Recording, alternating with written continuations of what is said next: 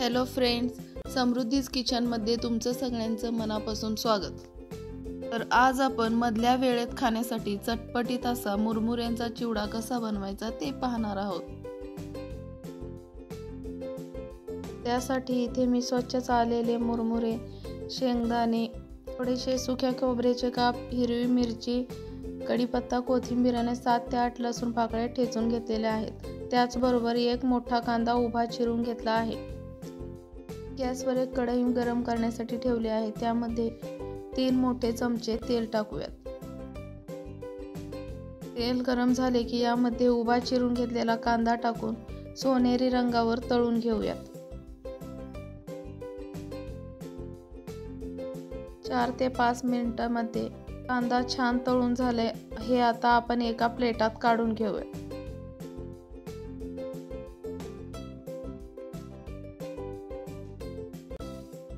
याच तेलामध्ये आपण घेतलेले शेंगदाणे टाकून छान कुरकुरीत होईपर्यंत तळून घेऊयात। शेंगदाणे छान तळून झालेत, हे आता आपण एका प्लेटात काढून घेऊयात। यामध्येच आपण जे सुक्या खोबऱ्याचे काप करून घेतले होते तेही व्यवस्थित लालसर तळून घेऊयात। खोबरं छान तळून झाले, हे काढून घेऊयात आणि याच तेलात आपण चिवड्याला फोडणी देऊयात। त्यासाठी अर्धा चमचा जिरे टाकले। जिरे छान फुलले की मध्येच ठेचून घेतलेलं लसूण, उभे चिरून घेतलेले हिरवी मिरची, कढीपत्ता टाकून कढीपत्ता छान कुरकुरीत होईपर्यंत लो फ्लेमवर परतून घेऊयात। लसूण आणि कढीपत्ता छान परतून झालाय। यामध्ये आता आपण अर्धा चमचा हळद, अर्धा चमचा लाल मिरची पावडर आणि चवीनुसार मीठ टाकूयात। त्याचबरोबर तळून घेतलेले शेंगदाणे आणि खोबऱ्याचे काप टाकून मसाल्यामध्ये छान 1-2 सेकंदासाठी परतून घेऊयात। मस्त चिवड्याची फोडणी तयार आहे।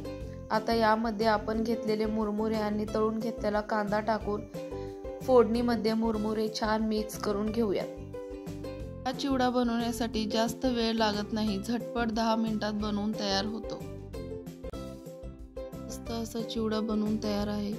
तुम्हाला जर माझ्या रेसिपीज आवडत असतील तर रेसिपीला लाईक करा, शेअर करा आणि अशाच नवनवीन आणि छान छान रेसिपीसाठी यूट्यूबवर समृद्धीज किचनला सबस्क्राईब करा।